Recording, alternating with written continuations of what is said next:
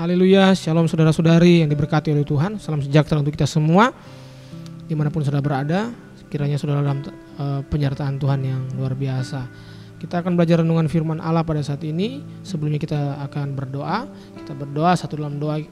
Bapa Allah yang kami sembah dalam nama Tuhan Yesus Kristus, kami bersyukur untuk waktu dan kesempatan yang Kau boleh berikan dalam kehidupan kami sampai saat ini. Kami percaya semua dalam anugerah dan kemurahan-Mu ya Tuhan. Terima kasih Tuhan untuk waktu dan kesempatan yang Kau boleh berikan dalam hidup kami.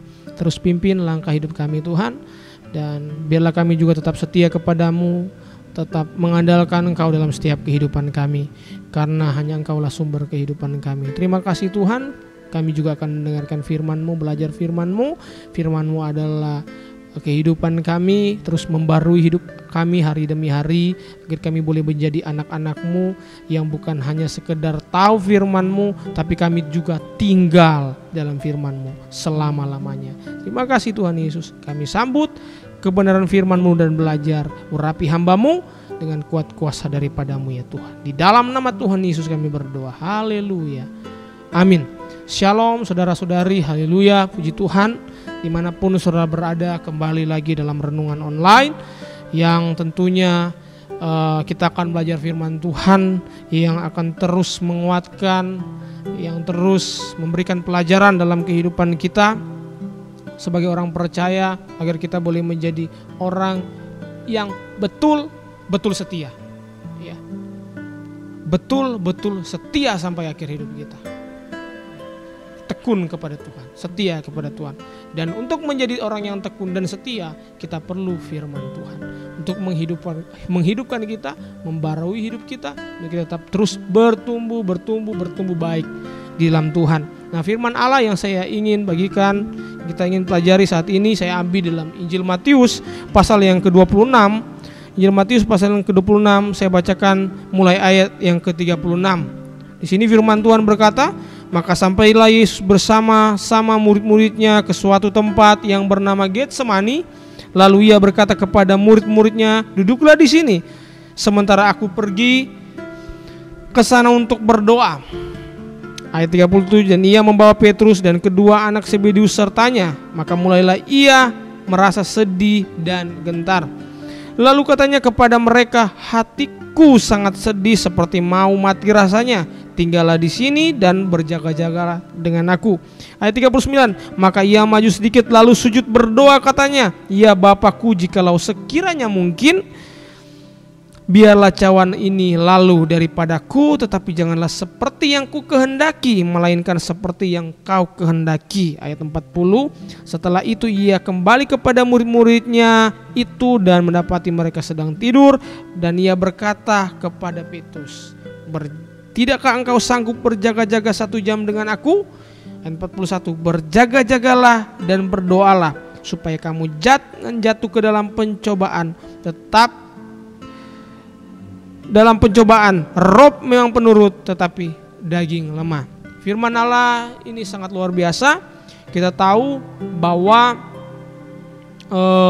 di sini cerita tentang bagaimana Tuhan sebelum diserahkan untuk disalibkan, dia berada di Taman Getsemani pada saat itu bersama dengan murid-muridnya, ya, sebelum dia diserahkan untuk disalibkan pada saat itu.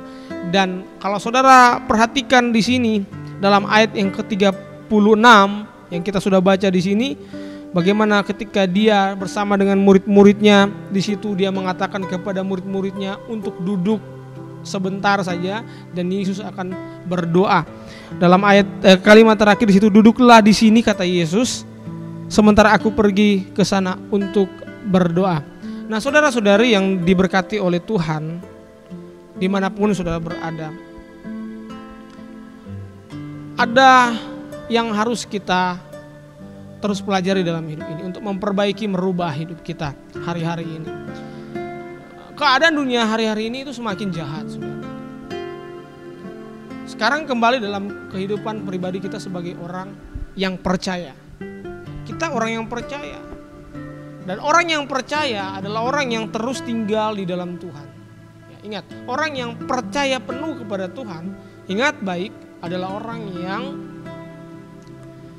terus ya, hidup dalam firman Tuhan, tinggal dalam firman Tuhan. Ya, jadi orang yang percaya adalah orang yang hidup dalam firman Tuhan, tinggal dalam firman Tuhan, melakukan firman Tuhan tersebut. Dan ada yang kita harus pelajari dari cerita ketika Yesus ada di Taman Getsemani, cerita firman Tuhan ketika Yesus ada di Taman Getsemani ini. Ya. Dia, kita tahu bahwa dia adalah Tuhan yang maha kuasa. Segala sesuatu yang terjadi ya, ada dalam kedaulatannya Tuhan, ya, dalam kontrolnya Tuhan. Karena dia Allah yang maha kuasa, Allah yang maha kuasa, sumber keselamatan kita. Ya. Kita yang tadinya mati dalam kubur dosa, ya, dihidupkan kembali oleh kuasa Tuhan. Ya. Dan ini yang terjadi di Taman Getsemani sebelum dia disalibkan untuk disalibkan, ada yang harus kita pelajari, yang kita harus benar-benar terapkan dalam hidup kita. Kita lemah, kita manusia terbatas, kita lemah. Ya, jadi kita perlu Tuhan dalam hidup kita, ya, selalu terus menerus. Nah, saudara perhatikan di sini. Di sini Tuhan berkata, aku pergi ke sana untuk berdoa. Ya. Di sini ada beberapa perkataan, aku pergi ke sana untuk berdoa. Ayat 37 di situ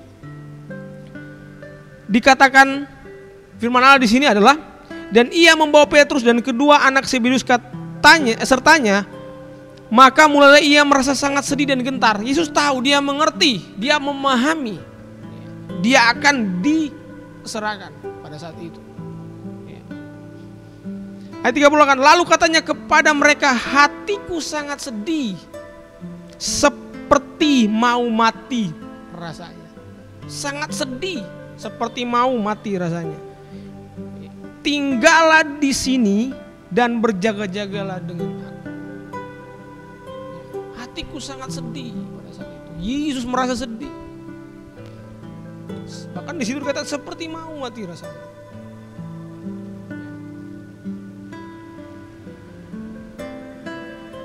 Ada pesan penting yang Tuhan tinggalkan kepada murid-muridnya pada saat itu. Bagaimana dikatakan bahwa Tuhan mengatakan berjaga-jagalah pada saat itu. Dia tahu Yesus ini maha kuasa. Dia adalah Tuhan yang maha kuasa. Dia tahu dia akan diserahkan. Dalam kesedihan dia harus menanggung dosa-dosa, ya, kejahatan manusia, untuk kita mendapatkan kehidupan. Harusnya ya kita yang menanggung semua, tetapi ya, itu yang dilakukan oleh Tuhan. Ya, kita sudah menerima keselamatan kehidupan, dan itu yang kita harus jaga sebagai orang percaya. Saya langsung dalam ayat 40 di sini. Setelah itu ia kembali kepada murid-muridnya dan mendapati mereka sedang tidur, dan ia berkata kepada Petrus, tidakkah kamu sanggup berjaga-jaga 1 jam dengan aku? Nah, mungkin ayat ini sering disampaikan, saudara, sering kita dengar, tapi ada hal penting yang kita harus tahu di sini, saudara, lewat pesan dari Yesus sendiri yang adalah Tuhan kita. Tuhan mengingatkan kepada murid-muridnya untuk berjaga-jaga. Berjaga-jaga. Saya mau katakan kepada saudara, hari-hari ini, ya, di dalam dunia ini, banyak orang tertidur dengan hal-hal duniawi, jauh daripada Tuhan. Ingat, Tuhan ingin untuk kita tetap tekun kepada Tuhan, setia kepada Tuhan, tekun setia kepada Tuhan, mengasihi Tuhan. Orang yang mengasihi Tuhan adalah orang yang selalu tekun kepada Tuhan. Ya, dalam Amsal pasal yang ke-18 ayat 17, Amsal pasal 8 ayat 17 dikatakan, aku mengasihi orang yang mengasihi aku, dan orang yang tekun mencari aku akan mendapatkan daku. Ya, tekun, setia, mengasihi Tuhan sampai akhir hidup kita. Sampai akhir hidup kita, itu yang Tuhan mau. Ya. kita menyerahkan segala aspek kehidupan, perbuatan kita, maka segala sesuatu akan terlaksana dengan baik. Amsal 16 ayat 3, serahkanlah perbuatanmu kepada Tuhan, maka terlaksanalah segala rencanamu. Rencana yang baik, apa yang kau rencanakan hari-hari ini untuk Tuhan, serahkan kepada Tuhan. Dalam hidupmu, rencana apa yang kau sedang rancangkan dalam hidup, serahkan kepada Tuhan, maka apa? Akan terlaksana. Jangan mengandalkan kekuatan, kemampuan kita, tapi andalkan kemampuan daripada Tuhan. Dengan apa? Kita menjaga hidup kita, tekun kepada Tuhan. Jangan sampai tertidur dengan dunia ini, godaan dunia ini, sodoran dunia ini, hal-hal yang secara daging menyenangkan. Kita terbatas, saudara, ingat. Waktu bisa merubah hidup kita untuk jauh daripada Tuhan. Dalam hidup ini kita bisa merubah hidup kita baik atau tidak. Hanya ada dua, bisa baik atau tidak baik. Bisa baik atau tidak baik. Dan kita harus menjaga setiap waktu kita. Kita tidak bisa merubah hidup kita ketika kita tinggal di dalam satu lingkungan yang gelap, dan kita harus ikut menjadi gelap pada saat itu ketika kita tinggal dalam lingkungan yang gelap. Tidak, tetapi kita harus bisa menjaga hidup kita, sikap hidup kita dalam setiap waktu. Kalau kita tidak bisa menjaga dalam setiap waktu hidup kita, ya, kita bisa saja jauh daripada Tuhan. Kita tidak bisa mengontrol, mengendalikan diri kita. Ya, dalam lingkungan keluarga kita mungkin seperti itu. Pekerjaan kita, kalau kita tidak bisa mengontrol diri kita, kita bisa jauh daripada Tuhan. Dengan tidak menjaga hidup kita, mengendalikan hidup kita, kita bisa jauh daripada Tuhan. Oleh karenanya saya mau katakan kepada saudara, mari kita menjaga hidup kita. Jangan kita tertidur oleh hal-hal duniawi ini, hal-hal dunia ini yang terus iblis sodorkan. Ya, menurut daging kita nyaman, puas. Makanya kita harus menjaga hidup kita. Seperti apa yang Tuhan lakukan ketika dia di Taman Getsemani. Dia berdoa. Itu penting. Dia berdoa. Kita tahu kan bahwa kita berdoa adalah supaya kita terus membangun hubungan dengan Tuhan. Supaya iman kita, kesetiaan kita terus ada, terjaga ya, sampai akhir hidup kita. Nah, tetapi di sini marilah kita tidak seperti murid-murid pada saat itu yang tertidur. Ya, tertidur, tetapi padahal Tuhan berkata, engkau harus berjaga-jaga. Ya. Berdoa, ayat 41, berjaga-jaga dan berdoa supaya kamu jangan jatuh ke dalam pencobaan. Roh memang penurut tapi daging lemah.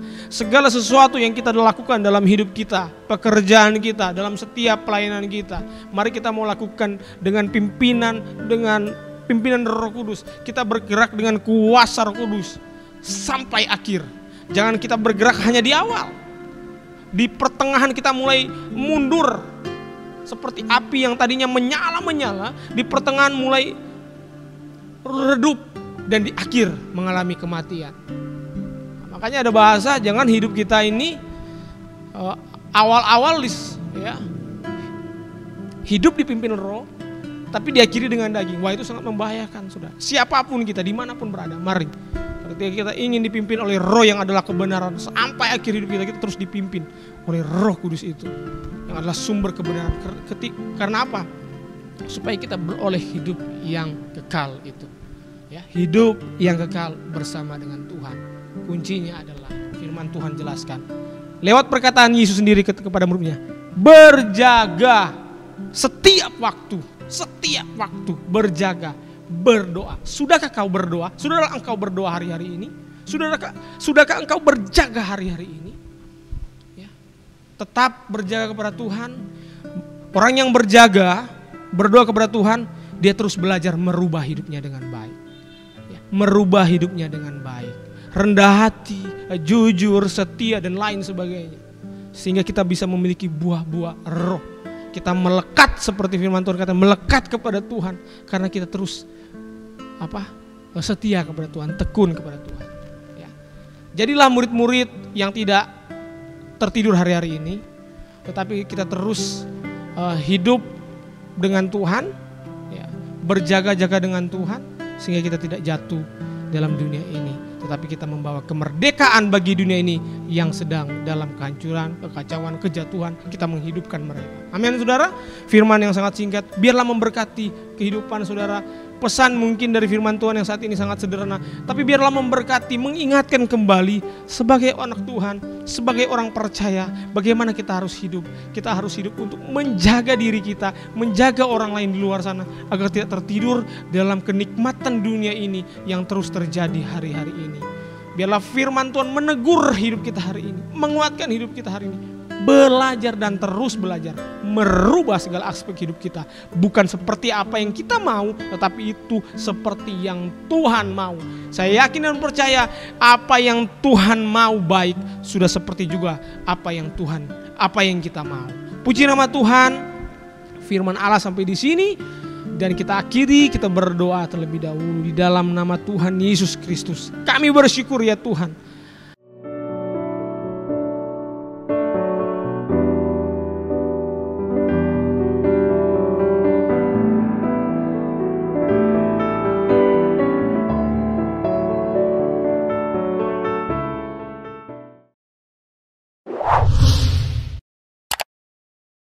Subscribe channel YouTube GPDI Efrata Yogyakarta dan aktifkan lonceng notifikasinya untuk mendapatkan informasi seputar live streaming dan video khotbah terbaru lainnya.